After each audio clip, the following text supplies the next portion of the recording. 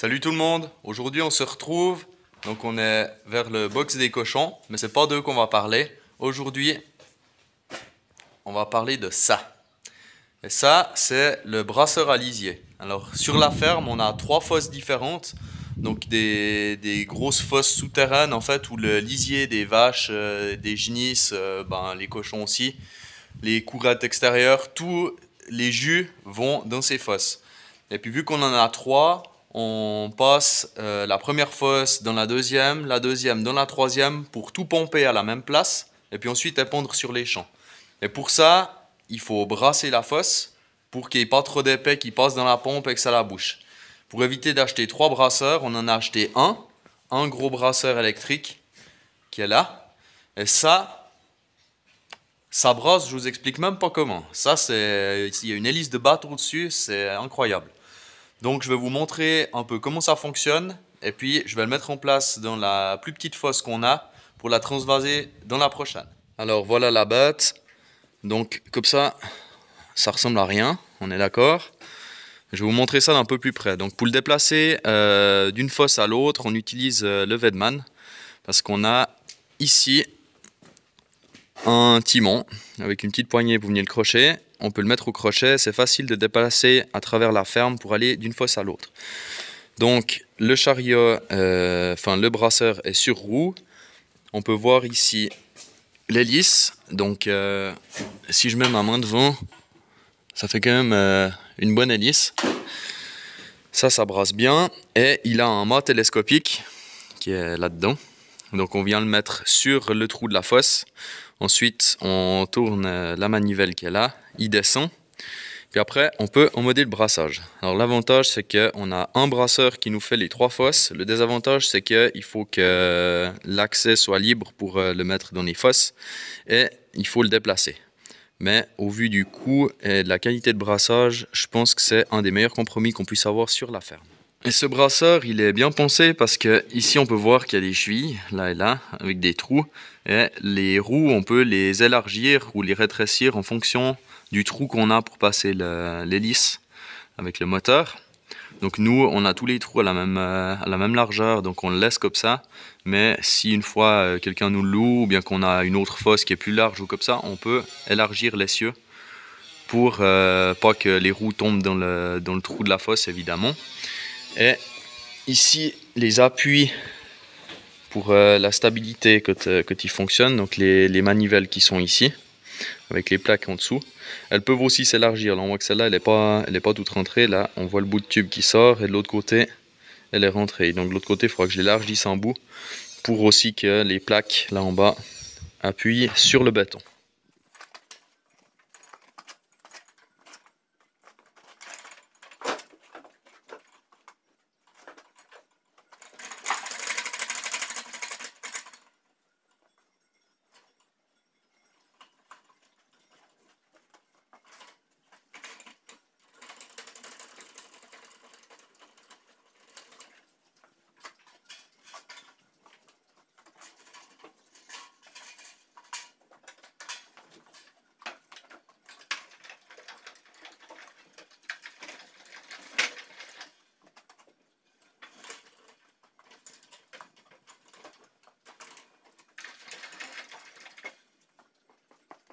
Voilà, alors là, pour vous montrer un petit peu comment ça fonctionne. Donc, ici, j'ai déjà baissé un bout l'hélice avec le moteur, qui était avant dans la cage ici. Donc, je l'ai baissé avec la manivelle qui est là. Il y a le câble qui est là, qui monte dans la potence et qui fait descendre le mât télescopique. Et le moteur et l'hélice. Donc là, on voit qu'on est dans le trou. Je vais continuer de baisser pour être juste dans le lisier. Ensuite, il y aura la barre qui se trouve là, qui vient se mettre au travers du trou, comme ça, là, tendue par les deux sangles qui sont là. Il y en a une là, une de l'autre côté, pour bloquer en fait le chariot contre le trou. Donc ça va tirer comme ça, donc le chariot va s'appuyer sur le trou, ça va se répartir entre les deux roues et les 2 béquilles. Ça va faire en sorte que le chariot il foute pas le camp, parce que vous verrez quand on est en mode, avec le bras de levier qu'il y a, s'il est pas bien calé, il recule de 15-20 cm sans problème quand il est tendu. Mais s'il est pas tendu, le mât il va jusqu'à taper le bord du béton, ça y a pas de problème. Hein. Il y a vraiment une force incroyable ce truc. Donc on va l'arrimer comme il faut. Et puis je vous montre quand je démarre. Voilà, donc là le brasseur est prêt, il est dans le trou. Il est cinglé, j'ai tendu à mort cette manivelle qu'elle a et celle qu'elle a. Donc je vais vous montrer comme la roue est levée. Je l'ai vraiment tendu à fond parce que je vous filme que je le démarre, mais si on est là, on va brasser dans ce sens-là, donc dans l'autre sens du chariot, ça tient déjà mieux. Mais quand on brasse dans le sens des roues, il faut vraiment qu'il soit très tendu, parce que les roues ont tendance à bouger un peu. Des fois, on lui met une cale même pour vraiment le bloquer. Sinon, des fois, au démarrage, il recule tellement il y a de force au lancement. Et puis là je vous montre juste la roue comme elle est levée, le mât où il descend dans le lisier et on le démarre. Voilà, donc ici on voit la barre que j'ai mis là, c'est vraiment fait pour plaquer comme je vous disais le chariot contre le trou. Donc les spensets sont tendus à mort déjà quand je mets la barre, et ensuite je le tends encore avec les manivelles qui sont là. Donc les spensets je pouvais vraiment pas les tendre un cran de plus. Et puis là on voit que la roue elle est levée de 4-5 cm.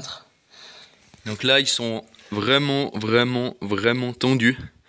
La barre, je sais pas si vous verrez, mais quand on se met là, voilà, on voit un peu, elle fait un peu l'arrondi. Donc elle monte un peu au milieu là, elle fait un peu la bosse comme ça. Tellement c'est tendu, mais c'est ce qu'il faut parce que sinon il part. Et puis là, donc j'ai descendu le mât dans le lisier, on le voit plus. Et ici on a une poignée. Ça nous permet d'orienter l'hélice. Donc là, elle brasse contre là-bas. On peut lever cette poignée, le tourner, puis si je le mets comme ça, par exemple, et ben là, l'hélice elle brasse contre le Weidmann. Donc ça c'est un gros avantage aussi, c'est qu'on peut brasser la fosse dans tous les sens. Et puis typiquement comme là, le trou il est dans ce sens-là, mais on n'est pas obligé de le brasser dans ce sens parce qu'il y a un mur un peu plus loin. Donc le brasser dans ce sens-là, ça fait vraiment tout le circuit.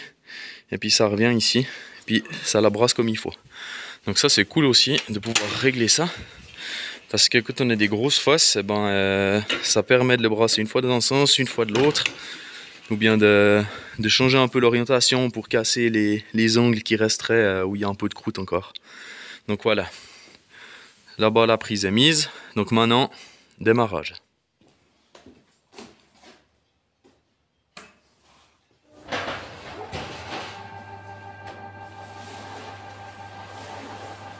Alors, je sais pas si vous avez vu le mouvement qu'il a fait.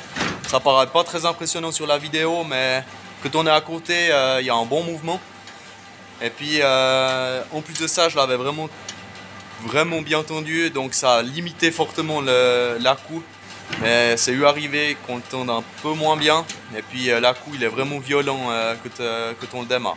Maintenant, je vais vous montrer, on a le trou là-bas où on racle. Puis on va voir que je l'ai allumé depuis 1 minute peut-être. Et là-bas ça brasse déjà bien. Vérification, ça brasse bien, mais on voit absolument rien du tout avec la caméra. Donc ça sert à rien que je vous montre. Vous allez voir une image noire et puis c'est tout. Mais on entend vraiment que ça brasse. Et puis je vais essayer de vous montrer vers l'hélice ce qui se passe. Donc là on est au-dessus du moteur avec l'hélice.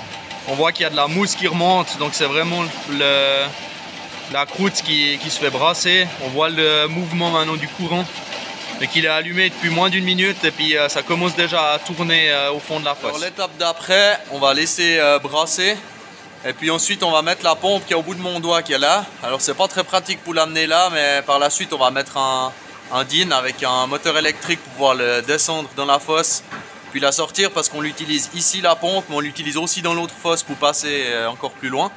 Donc on doit aussi chaque fois la déplacer. Par contre c'est une pompe qui va vraiment bien. De tête comme ça elle doit faire entre 20 et 30 000 litres par heure. Donc ça avance bien quand on l'enclenche, mais il faut que ce soit bien brassé. Et puis cette pompe là, elle va être mise à la place de la planche. Donc la planche on va l'enlever. Puis on va descendre la pompe dedans pour brasser. Elle va être raccordée à un tuyau qui est par là. Mais je vais essayer de vous montrer ça de plus près. Bonjour les cochons. Viens.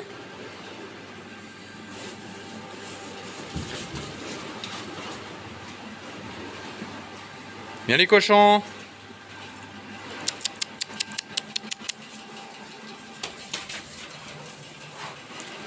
Voilà. Alors ça, c'est la pompe dont je vous parlais avant. Il y a un tuyau qui va être raccordé au tube là-bas, qui va jusque dans la fosse d'après.